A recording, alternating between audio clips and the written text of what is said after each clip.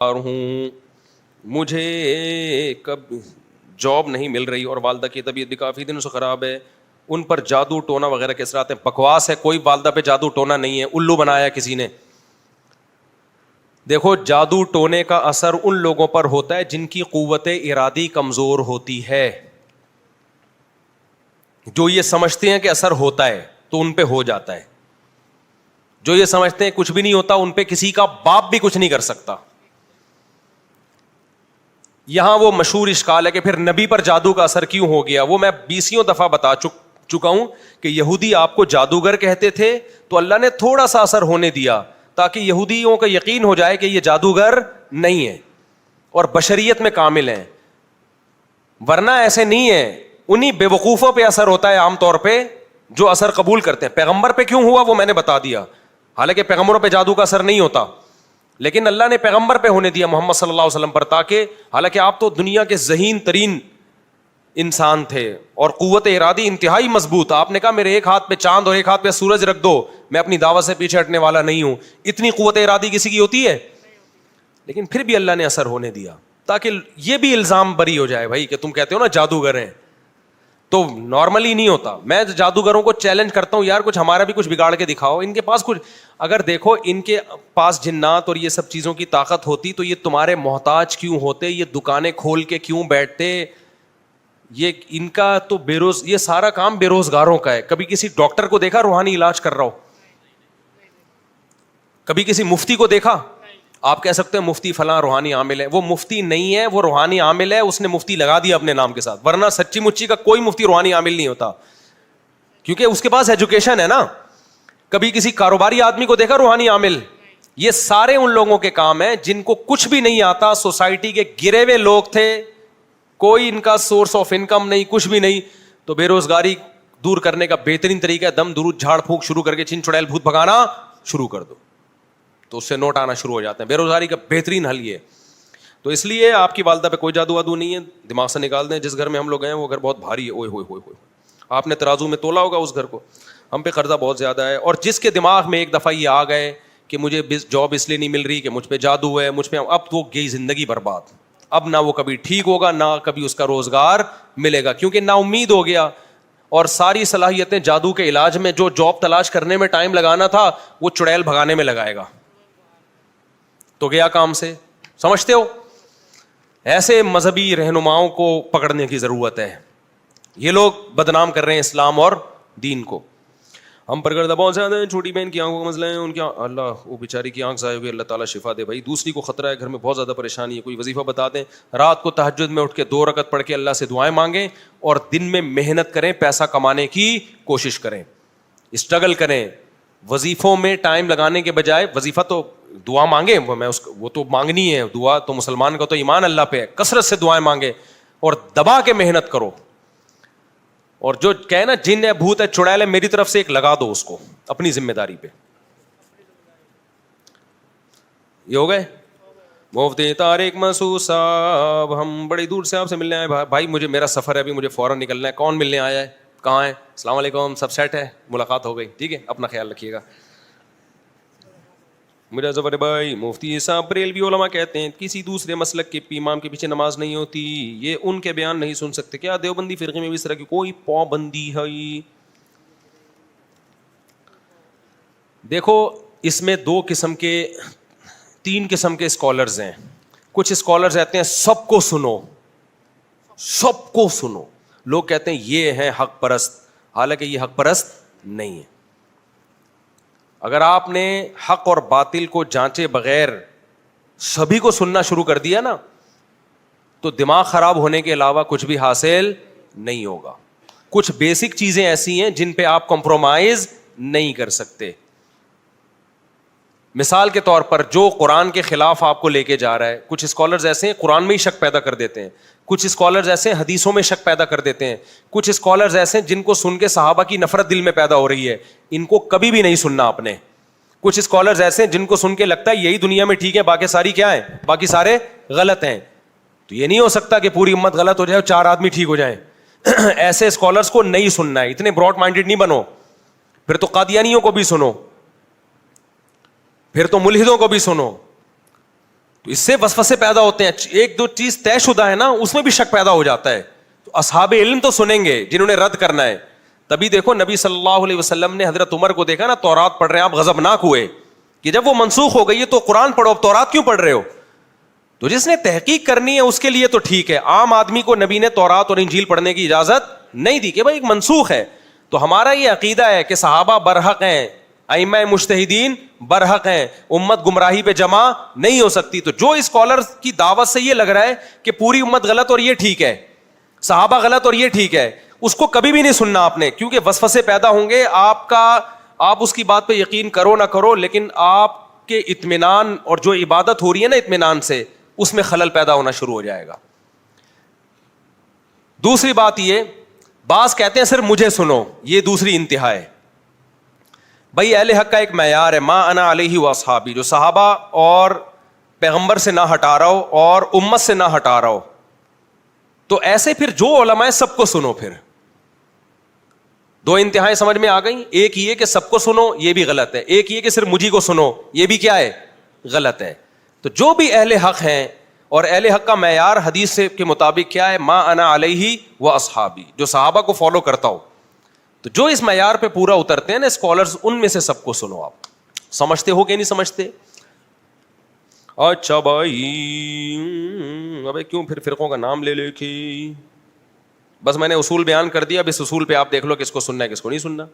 محمد میری نانی Kulsoom be be اور میرے خالو اعظم علی کی طبیعت کافی خراب ہے, ان کی صحت یابی کے لیے دعا کریں. دل سے دعا ہے جی, اللہ تعالیٰ دونوں کو صحت کاملہ عاجلہ عطا فرمائے.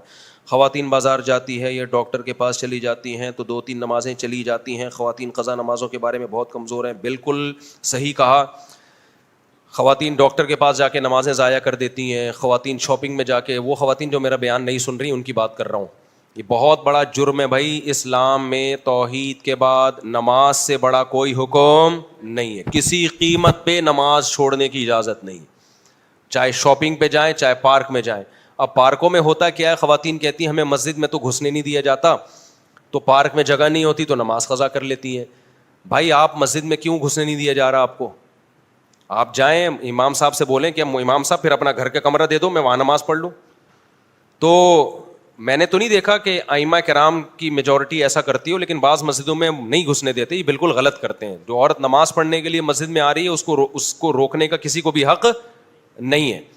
تو وہ وضو کرے, اپنا نماز پڑھ لے وہ, اور اگر پارک ہی میں کوئی جگہ ہے تو وہاں پڑھ لیں.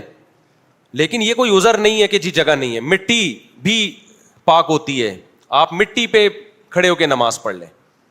سمجھ میں آ رہی ہے بات کہ نہیں آ رہی؟ پانی نہیں ہے, آپ پانی جو پینے کا پانی ہے نا اس سے وضو کر لیں آپ. خواتین کہتی ہیں پردے کی کوئی جگہ نہیں ہے, تو اسلام میں نماز کا حکم پردے سے زیادہ اہمیت کا حامل ہے. وضو کے لیے چہرہ کھولنا پڑے گا تو کھولے گی عورت اپنا چہرہ, کوشش کریں حتی الامکان مردوں سے دور جائیں, لیکن کوئی بھی جگہ نہیں ہے تو چہرہ کھولنا پڑے گا. سمجھ میں آ رہی ہے بات؟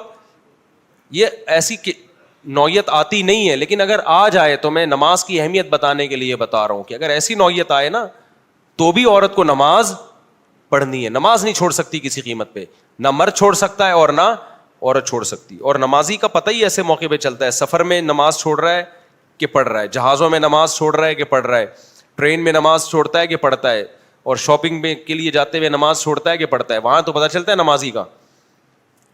لوگ سمجھتے ہیں نماز پڑھنا فارغ لوگوں کا کام ہے, جن کا کوئی کام دھندہ نہیں ہے تو چلو نماز پڑھ لو. نماز مصروف لوگوں کا کام ہے. ٹرین میں جگہ نہیں ہے تو جگہ کیا, 2 پاؤں رکھنے کی جگہ ہونی چاہیے. ارے کہہ رہے ہیں ٹرین میں اگر جگہ نہ ہو تو نماز کہاں پڑھیں؟ نماز کے لیے اتنی جگہ چاہیے جتنی جگہ آدمی کو کھڑے ہونے کے لیے چاہیے. تو آپ خود کہاں سے ٹرین میں آ گئے جو جگہ نہیں تھی؟ تو آپ کھڑے ہوں, قبلے کی طرف رخ کر کے نیت باندھ لیں, رکوع میں تھوڑا سا جھک جائیں, سردے کی جگہ ہے تو ٹھیک ہے, نہیں تو تھوڑا سا زیادہ جھک جائیں. سمجھتے ہو؟ تو بس اس طرح سے ہو جاتی ہے. ہم نے تو ہمیشہ ٹرینوں میں نماز پڑھی, ہمیں تو کبھی نہیں لگا کہ یار ٹرین میں جگہ نہیں. آپ کہہ سکتے ہو صاحب آپ تو بزنس کلاس میں جا رہے ہو نا.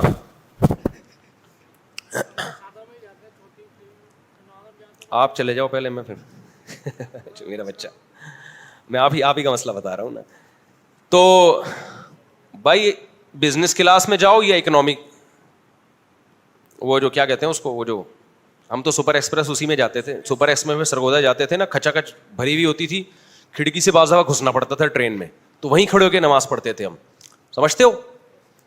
تو جو پڑھنے والا ہوتا ہے وہ جگہ بنا لیتا ہے, پڑھ لیتا ہے, جو نہیں پڑھنے والا ہوتا ہے بہانے کرتا ہے. کہ آج کے مسلمانوں میں یہ کیا بیماری ہے کہ جب بھی کوئی تکلیف پریشانی ہے تو ہم کہتے ہیں کہ عامل کے پاس جانا ہے. کیوں مجھے بلوا رہے ہو ان کے خلاف بار بار, کیوں بلوا رہے ہو؟ میں نے مفتی موسیٰ روحانی بازی رحمۃ اللہ علیہ کے متعلق بیان کیا تھا, وہ کلپ ہی نہیں چلا. اچھے میرے کلپ ایسے ہی ضائع ہو جاتے ہیں. لوگ کہتے ہیں وہ بھی تو عالم تھے, عامل تھے. وہ عامل نہیں تھے, وہ روحانی علاج وہ دم کرتے تھے. اللہ نے کرامت کے طور پر ان کے دم میں اور تعویذ میں طاقت رکھی تھی. تو بعض بزرگوں کی کرامت ہوتی ہے. اب لوگ کہتے ہیں کرامت ورامت نہیں ہوتی, تو آپ کے یہاں بزرگ ہی نہیں ہوتے تو کرامت کہاں سے ہوگی؟ ہم لوگ کے یہاں چونکہ بزرگ ہوتے ہیں لہذا کرامتوں کے واقعات بھی ہوتے ہیں. اس پر میں نے پورا کلپ ریکارڈ کروایا تھا کہ مولانا مفتی موسیٰ روحانی بازی رحمۃ اللہ عامل نہیں تھے. وہ جیسی تعویذ دیتے فوراً اثر ہو جاتا. یہ اللہ کے کچھ اللہ والے لوگ ہوتے ہیں کہ وہ ویسے ہی بول دیں تو اللہ کام, حدیث میں آتا ہے کچھ اللہ کے نیک بندے ایسے ہوتے ہیں کسی چیز پہ قسم اٹھا لینا اللہ اس کو ویسے ہی پورا کر دیتا ہے. یہ بزرگ نے قسم اٹھا لی ہے, سمجھ رہے ہو؟ تو یہ اللہ کی طرف سے کچھ معاملات ہوتے ہیں. مفتی صاحب شہوت روکنے کی وجہ سے ذہنی توازن خراب ہونے یا ایمان خراب ہونے کا خطرہ ہے, مگر گھر میں کہ پیسے نہیں, بھیک مانگ سکتا ہوں. خودکشی سے بچنے کے لیے زنا کر لینا کیسا ہے؟ خودکشی کر لے بھائی تو. یہ جو اپنے آپ کو اتنا مجبور سمجھ بیٹھتے ہیں نا کہ اب مجھے عورت نہیں ملی تو میں تو مر جاؤں گا, یہ اپنے اوپر آپ نے شہوت کو مسلط کر لیا ہے. میں مانتا ہوں کہ نوجوان آدمی پہ شہوت بہت دماغ میں مسلط ہوتی ہے, اگر وہ حلال طریقہ نہ ملے اس کو تو بہت ساری برائیوں کی طرف جانے کا خطرہ ہوتا ہے. لیکن ایک بات خوب سمجھو, اس میں بھی بیلنس ضروری ہے. آپ جب اپنے آپ کو بزی کر لو مفید کاموں میں اور دماغ وہاں سے ہٹاؤ تو یہ کوئی ایسی چیز نہیں ہے جو 24 گھنٹے آپ کے ساتھ چپکی رہے. جو لوگ ہینڈ پریکٹس کرتے ہیں نا, کہتے ہیں ہمیں نیند نہیں آتی, ہم پہ شہوت مسلط ہو جاتی اور یہ ہو جاتا ہے وہ ہو جاتا ہے. او بھائی تو بستر پہ لیٹ کے سوچ کیوں رہا ہے؟ تو بستر پہ جا اس ٹائم پہ جب نیند کا شدید غلبہ ہو, شدید نیند آ رہی ہو, بستر پہ لیٹتے ہی آنکھ لگ جائے گی. یہ کمبخت پہلے جائے گا, لیٹے گا, پھر خیالی پلاؤ چلائے گا, پھر ٹک ٹاک پہ لڑکیوں کی ویڈیوز دیکھے گا, پھر فوش فلم دیکھے گا, پھر کہہ رہے شہوت میرے کنٹرول میں نہیں ہے, وہ میں خودکشی کر رہا ہوں. تو مر جا بھائی. تو کیا کہہ رہے ہیں زندہ رہے تو لوگوں کو تو زنا کر کے عورتوں کو بھی خراب کرے گا, ماحول کو خراب کرے گا. اب ایسا نہ ہو کہ واقعی میں مر جاؤ, مرو لیکن جاؤ سیدھا جہنم میں, کیونکہ خودکشی کرنے والا مرتے ہی کہاں جاتا ہے؟ آگ میں جاتا ہے وہ. تو آپ اس سے بچنے کا حل سوچو. کیوں ٹک ٹاک پہ بےہودہ چیزوں کو دیکھ رہے ہو؟ کچھ دن کے لیے موبائل کو جان چھڑاؤ, بند کر کے رکھ دو. دیکھو میں موبائل نا, میرا اتنا دماغ خراب ہوا ہے نا موبائل سے, اتنی کالز آتی تھی, میں اٹھاتا تھا, اس کو جواب دے رہا ہوں, اس کو جواب دے رہا ہوں, پھر کوئی صحیح طریقے سے سوال نہیں پوچھ رہا, کوئی طنز کر رہا ہے, کوئی کیا کر رہا ہے. میرا ہونا شروع ہوا خراب. پھر یوٹیوب پہ ویڈیوز دیکھ رہا ہوں, کوئی ویڈیو میں الٹی بات کو, کوئی جھوٹا الزام کسی پہ لگا رہا ہے, کوئی کسی پہ, آدمی ڈپریشن میں جاتا ہے. پھر ڈالر یہاں پہنچ گیا, ابھی نیند اڑ گئی نا, اگلے دن دیکھا ابے اور کرنسی, اب ہم نے کہا بوریوں میں پیسے لے کے جائیں گے تھوڑے دنوں میں ہم. یہ سب کے ساتھ ہوتا ہے, میرے ساتھ بھی ہوا.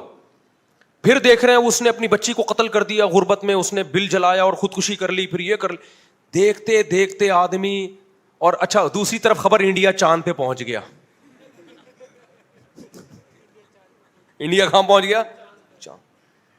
پھر ایک مذہبی اسکالر کی تقریر آئے گی, وہ فلاں دائرہ اسلام سے خارج ہے, یہ سارے مولوی 2 نمبر, بس میں ہی ہوں جو ٹھیک ہوں. اس سے اور ڈپریشن. اس کا حل یہ کہ بھائی آپ بہتر ہے موبائل کو فلائٹ موڈ پہ لگاؤ, لاکر میں بند کر دو. بہتر تو یہ توڑ دو اس کو. میں توڑ اس لیے نہیں سکتا کہ مجھے سوسائٹی میں ان بھی تو رہنا ہے نا. اگر میں بالکل بند کر کے رکھ دوں مجھے پتا کیا چلے گا سوسائٹی میں ہو کیا رہا ہے. تو میں نے اس کا حل یہ نکالا, اس کو رکھو کمبخت کو فلائٹ موڈ پہ. دیکھو ابھی بھی فلائٹ موڈ پہ ہے. 20 لوگ کال کر رہے ہو کہ گالیاں دے رہے ہوں گے, مفتی صاحب فون کیوں نہیں اٹھا رہے؟ ڈپریشن دینا سیکھو. میں نے کیا کیا, جو ٹینشن کالز کی مجھے ہوتی تھی وہ میں نے پارسل کر دی. کال کرو فون بند ہوگا, 1 گھنٹے بعد دوبارہ. پہلے کیا ہوتا تھا, کال کرتے تھے میں فون اٹھاتا تھا, اس کی ٹینشن کون لے رہا ہے؟ میرے پاس آ رہی ہے ٹینشن کہ میرے بیوی سے جھگڑا ہوا, میں نے یوں کہہ دیا, میں نے طلاقیں دے دی. میں نے کہا طلاق ہو گئی, کہہ رہے کہاں سے ہو گئی, میں تو غصے میں تھا. ابے ہو گئی ہے. اس کو سمجھا رہے ہیں, اس کی ٹینشن کس کی کو ٹرانسفر ہو رہی ہے؟ مجھے ہو رہی. مفتی صاحب ڈراپ شپنگ جائز ہے یا نہیں؟ ہاں جائز ہے, بشرطے کہ قبضہ کر کے بیچو. بھائی قبضہ کون, تمہارا باپ کرے گا وہاں جا کے قبضہ؟ یعنی وہ اس طرح تو نہیں کہتا لیکن مقصد اس کا یہی ہوتا ہے. بھائی پھر آپ ایسا کرو کمیشن ایجنٹ بن جاؤ. ہاں ٹھیک ہے میں کمیشن ایجنٹ بن رہا ہوں, لیکن پھر نقصان ہوا تو کمپنی کا کمپنی تھوڑی. تو میں اس کو سمجھا رہا ہوں ایسا بھی نہیں ہوتا بھائی, کمیشن ایجنٹ بنو یا پورا پراپر یا بیچنے کا وعدہ کر لو. اچھا مفتی صاحب اگر ہم نے وعدہ کر لیا تو کل وہ مکر گیا, میں نہیں لے رہا, میں نے کہا مکر سکتا ہے وہ, یہ تو صحیح نہیں ہوا. اصل میں وہ اصرار کر رہے کہ جو میں کر رہا ہوں نا غلط, اس کو بول مفتی کہ یہ جائز ہے. آدھا گھنٹہ 1 منٹ کے سوال پہ وہ پی جائے گا میرا, پھر بھی وہ کرے گا ضرور. وہ فتویٰ 3 طلاق کے 1 ہونے کا بھی لے آئے گا. وہ تو مجھ سے ٹرائی کے لیے پوچھ رہا تھا کہ اگر یہیں سے مل جاتا ہے 1 ہوئی ہے تو پھر تو ہمیں وہاں جانے کی ضرورت نہیں ہے. یہاں سے جب نا امید ہو گئے تو چلو اب اہل حدیث سے ٹرائی مارو. اس کی ٹینشن ہم اٹھا رہے ہیں, پھر دوسرا فون, پھر تیسرا فون, بیوی بھاگ گئی ہے. ابے میں کہاں سے پکڑ کے لاؤں تیری بیوی کو اگر تیری بیوی بھاگ گئی ہے. پھر چوتھا فون آئے گا, مفتی صاحب آپ کے بیان سن کے میں بہت متاثر ہوا ہوں اور میرا بھی 4 شادیوں کا ارادہ ہے. میں تھوڑی سی ٹینشن میری ختم ہوئی نا. اگلا ہوگا مفتی صاحب کوئی اچھا سا رشتہ بتا دیں آپ. اگلا یہ ہوگا مفتی صاحب کوئی اچھا سا رشتہ. بھائی ہم رشتوں کا کام نہیں کرتے صاحب. آپ اتنے بیانات یار, ہم صاحب آپ گھننے نہیں بنو یار. آپ اتنے بیانات کرتے ہو کہ آپ کے پاس رشتے نہیں ہوں گے. بھائی میرے پاس ہو یا نہ ہو, میرا یہ کام نہیں ہے. میں مولوی ہوں, میرا کام بیانات کرنا ہے, میرا کام مسائل میں تحقیق کرنا ہے. یہ میری فیلڈ نہیں ہے. شادی دفتروں میں جاؤ, سب کسی مسلمان کا اگر کوئی بھلا چاہے, کسی کی خدمت کرو. آپ لوگ خود بیان میں کہتے ہو کہ جو کسی کی خدمت کرتا ہے اللہ اس کو بہت ثواب دیتا ہے, تو اب کرو نا خدمت. تو میں اس کو کہتا ہوں خدمت تو گٹر کے ڈھکن بھی رکھنا ہے, گٹر صاف کرنا بھی ہے. کیا خیال ہے بھائی؟ میری فیلڈ نہیں ہے, میری جو فیلڈ ہے میں اس فیلڈ میں خدمت کروں گا نا. تو پھر فون لائن کاٹ دو تو پھر غصے ہوتے ہیں. بات تو پوری سنو مفتی صاحب, لائن کیوں کاٹ رہے ہو؟ میسج آنا شروع. تو میں ڈپریشن میں جانا شروع ہو گیا تھا. پھر ہم نے کیا کیا, ٹینشن دینا سیکھو. لینا ہم نے اس کو لگا دیا. یہ نہیں کہ ہم لوگوں کے جواب نہیں دے رہے, اس کا ایک پروسیس ہم نے طے کیا. بھائی ایک ایڈمن بناؤ, کال کو فلٹر کریں, کوئی رشتوں والی کال آ رہی ہے اس کو وہیں سے جواب دے دو. بھائی رشتے وشتے نہیں کراتے ہم. کیوں آپ, اب میرا ایڈمن کیا کرتا ہے جب اس کے پاس, ویسے تو ایڈمن خود ایک اللہ معاف فرمائے ٹینشن بنا ہوا ہے, یعنی خود میرے لیے بھی, ان کو لیے تو یعنی وہ بیچارے کے پاس ٹائم ہی نہیں ہے کال اٹھانے کا نا. بھائی عثمان بھائی ناراض نہ ہو جائیں کہیں, یعنی وہ ٹینشن ان کو دینے کے ساتھ مجھے بھی دینا شروع کر دی اس نے. اب وہ میسج آتے ہیں سب, ایڈمن فون ہی نہیں اٹھاتا. تو میں نے ایڈمن سے بولا بھائی تو فون تو اٹھا لیا کر. جب ہم نے کسی کو اسسٹنٹ بنایا, وہ کہہ رہے ہیں بھائی سارا دن فون آتا رہتا ہے. میں سارا دن فون ہی اٹھاتا ہوں. اب اس کا بھی ہم حل سوچ رہے ہیں. ظاہر ہے وہ بھی تو انسان ہے نا, 24 گھنٹے تو وہ بھی فون نہیں اٹھا سکتا. تو ہم نے کہا 1 گھنٹہ دے دو. اس نے کہا مجھے ایمرجنسی. خیر اس کا میں ابھی حل تلاش کر رہا ہوں, لوگوں کا رابطہ کیسے ہو. اب ہم نے اس کو فلٹر کیا کہ بھائی اس طریقے سے آپ کی ملاقات بھی ہوگی, ہم سے آپ مسائل پوچھیں گے اس کا جواب بھی ملے گا. کچھ تو مسائل ہی فضول ہیں, وہ ہم آنے ہی نہیں دیں گے. ایسا بندہ جو رشتوں کے لیے آ رہا ہے وہیں سے چلا جائے. بھائی ہم رشتے نہیں کراتے. اور کوئی بیوی بھاگ گئی ہے تو میں کوئی پولیس میں نہیں ہوں کہ آپ کی بیوی پکڑ کے لے آؤں میں. تو اس طرح کی چیزیں تو وہیں تو فلٹر ہو کے نا کام کے بندے آ جاتے ہیں. پھر تو وہ میں ملتا ہوں ان کو, میں ٹائم بھی دیتا ہوں ملاقاتوں کا. اب میں نے کیا کیا, فلائٹ موڈ پہ موبائل. اب لوگوں کے فون آ رہے ہیں, فون بند, فون بند, فون بند, فون بند. پھر 6 گھنٹے بعد فلائٹ موڈ کھولتا ہوں تو گالیاں آئی ہوئی ہوتی ہیں. مفتی صاحب تکبر سے, کل کسی کا انڈیا سے میں تکبر سے اللہ بچائے.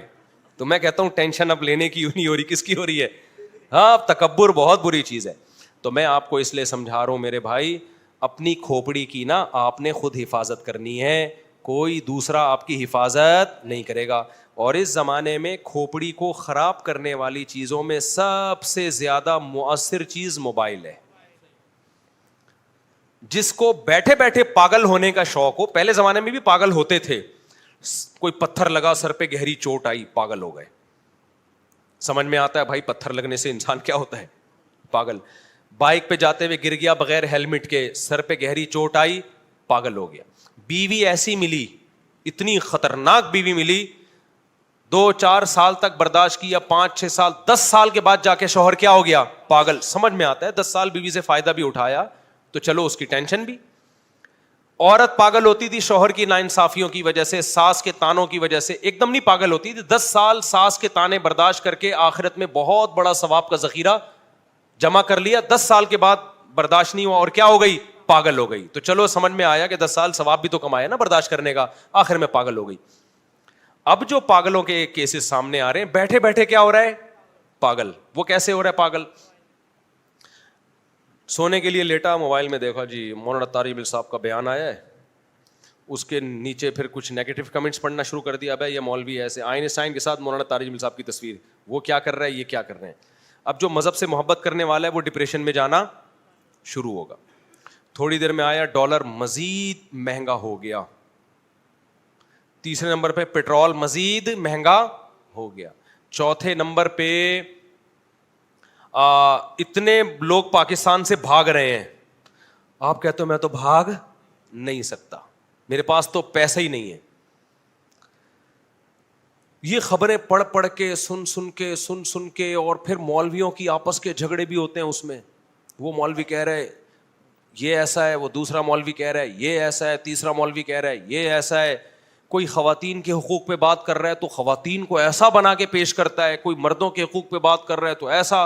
اتنی کھچ پچ کھچڑیاں پکتے پکتے بیٹھے بیٹھے پاگل ہونا, کسی کو دیکھنا ہونا تو اس طریقے سے انسان کیا ہو جاتا ہے, پاگل ہو جاتا ہے.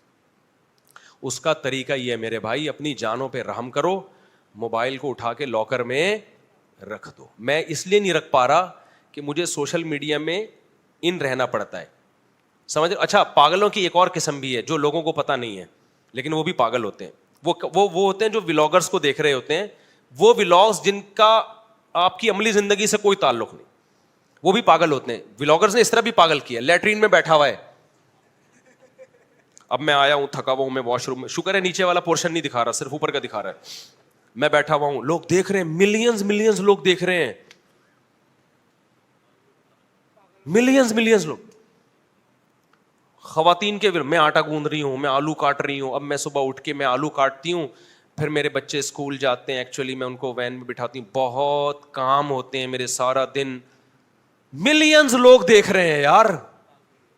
ہمارے دیسی گھی پہ اعتراض ہو رہا ہے جس میں ہم نے تھوڑا میسج دے دیا کہ یار دیکھو بچے کتنے پیارے ہوتے ہیں, اچھے لگتے ہیں نا باپ کے ساتھ کام میں ہاتھ بٹا رہے ہو.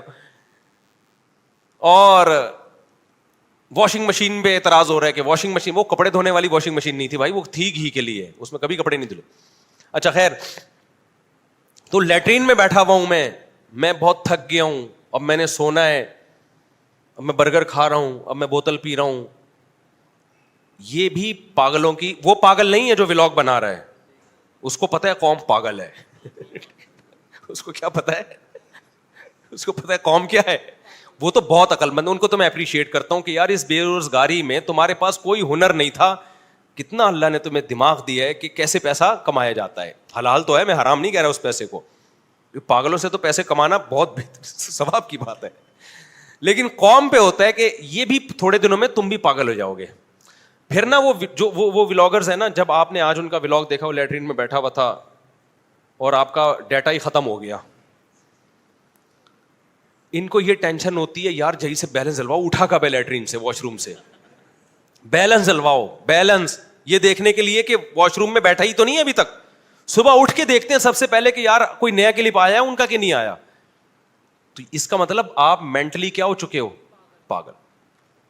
پاگلوں, دیکھو کسی نفسیاتی ڈاکٹر کے پاس بیٹھو جو خود پاگل نہ ہو, تو وہ تمہیں بتائے گا there are various types of پاگلز. جتنی پاگلوں کی قسمیں دریافت ہوئی ہے نا, اتنی دنیا میں کسی چیز کی قسم نہیں ہے. جو بھی تھوڑا بہت ایب نارمل ہے نا, اس کا مطلب وہ تھوڑا سا پاگل ہے,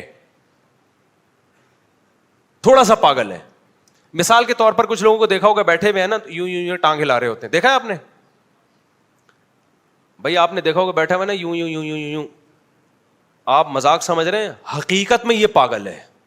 آپ یہ نہ سمجھیں کہ یہ کہیں نہ کہیں ایب نارملٹی اس بندے میں ہے, ورنہ نارمل آدمی بیٹھا ہے تو یوں آرام سے بیٹھا ہوگا, یوں کر کے ٹانگ. ہمارے حضرت مفتی رشید احمد صاحب کے پاس جب کوئی آتا تھا نا, ایک صاحب آئے, بڑے زبردست آدمی تھے, بڑے آفیسر تھے وہ, تو وہ میز پہ ایک وہ رکھی ہوئی تھی پلاسٹک نا, جو میزوں کے اوپر نہیں رکھی ہوتی, تو وہ بیٹھے ہوئے حضرت سے بات کر رہے ہیں, پلاسٹک کو نا یوں کر کے گھما رہے ہیں یوں فولڈ کرتے ہیں پھر سیدھا. میں حضرت کے چہرے کو دیکھ رہا تھا, حضرت کا چہرہ غصے سے لال پیلا ہو رہا تھا, حضرت کا بس نہیں چل رہا تھا, بھائی تو چھوڑ دے آرام سے بیٹھنا, ہمیں الجھن ہو رہی ہے دیکھ. لیکن مہمان تھے اکرام میں, کچھ کہہ نہیں رہے تھے. پھر حضرت نے فرمایا یار بیٹھ کے پوری ریڑھ لگا دی اس کی, پلاسٹک کی کیا کرتی ہے, ریڑھ لگا دی. تو کچھ بیٹھے ہوئے ہوں گے یوں کر رہے ہوں گے, کچھ یوں کر رہے ہوں گے, کچھ بیٹھے ہوئے بلا وجہ کھجا رہے ہوتے ہیں. ایک نفسیاتی ڈاکٹر نے بتایا کہ ہمارے پاگل خانے میں نا ایک شخص آیا تو بالکل نارمل تھا, ہم اس سے بات چیت کرتے تھے, ہمیں لگا یار یہ تو کہیں سے بھی پاگل نہیں ہے, تو یہ تو بہترین ذہین آدمی ہے.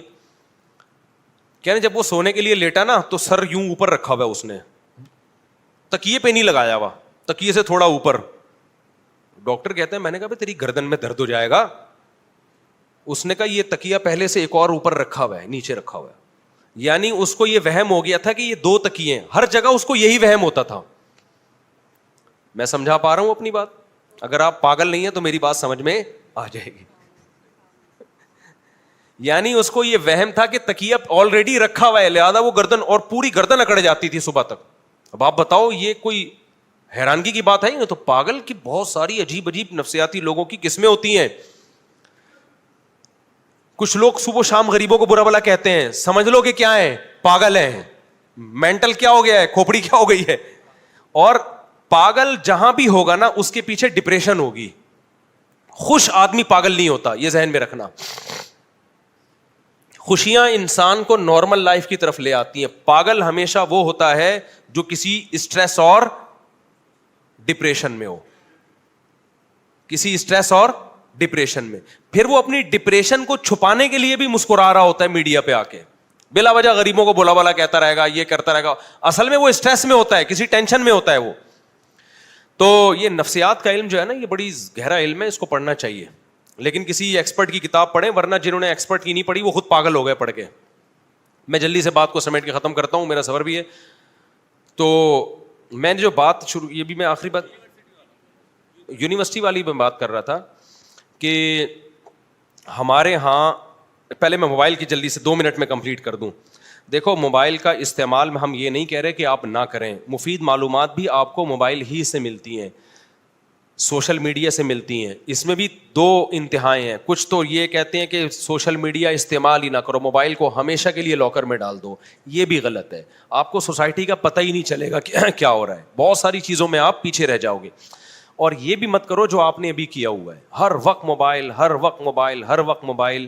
اس سے تھوڑے دنوں میں آپ پاگل ہو جاؤ گے. آپ کا کوئی مسئلہ نہیں ہوگا, آپ صرف دیکھ دیکھ کے پاگل ہو جاؤ گے آپ. تو اعتدال سے کام لو. اعتدال کا مطلب کیا ہے میں اب آپ کو بتاتا ہوں. دیکھو سوشل میڈیا کی مثال ہے گھوڑے کی. آپ گھوڑے کی پشت پہ جب سوار ہوتے ہو, آپ سوار ہوتے ہو یا گھوڑا آپ پہ سوار ہوتا ہے؟ سوشل میڈیا ایک تیز رفتار آلہ ہے جو فاصلوں کو ختم کر دیتا ہے. آپ لاہور کے کسی ڈاکٹر کو سننا چاہتے ہو, ایک طریقہ ہے یہاں سے آپ جہاز میں جاؤ یا ٹرین میں جاؤ, ایک طریقہ ہے اس کا چینل سبسکرائب کرو اور روزانہ ویڈیو سنو. تو گھوڑا ہو گیا کہ نہیں ہو گیا؟ تیز رفتار گھوڑا جو آپ کی ٹریولنگ کو کیا کر رہا ہے؟ تیز کر رہا ہے نا سوشل میڈیا. اب میں یہاں بیٹھا ہوں, امریکہ میں لوگ بیان سن رہے ہیں میرا, اگر وہ سوشل میڈیا استعمال نہ کریں تو میرا بیان سننے کے لیے ان کو یہاں آنا پڑے گا. تو سوشل میڈیا ایک گھوڑے کی طرح ہے, تیز رفتار گھوڑا. تو گھوڑا صحیح استعمال ہو, پہلی شرط یہ کہ آپ نے گھوڑے پہ سوار ہونا ہے, گھوڑے کو اپنے اوپر سوار نہیں کرنا. دوسری شرط یہ ہے کہ گھوڑے کی لگام آپ کے ہاتھ میں ہو, آپ کی لگام گھوڑے کے ہاتھ میں نہ ہو, آپ اپنے حساب سے موڑ سکیں. تیسری بات یہ جو سب سے امپورٹنٹ ہے, گھوڑے پر سوار ہونے سے پہلے آپ کو پتا ہو کہ میں کیوں سوار ہو رہا ہوں, میں نے جانا کہاں ہے. سوار ہونے کے بعد فیصلہ نہیں کرنا میں نے جانا کہاں ہے, کہ چلو گھوڑا جہاں لے جائے گا میں وہاں جاؤں گا. آپ گھوڑے پہ سوار ہوئے, گھوڑا چلنا شروع, لوگ کہہ رہے ہیں کہاں جا رہے ہیں, جہاں گھوڑا لے جائے گا وہاں جا رہا ہوں. اس سے بڑا دنیا میں کوئی بیوقوف ہے؟ تو سوشل میڈیا سب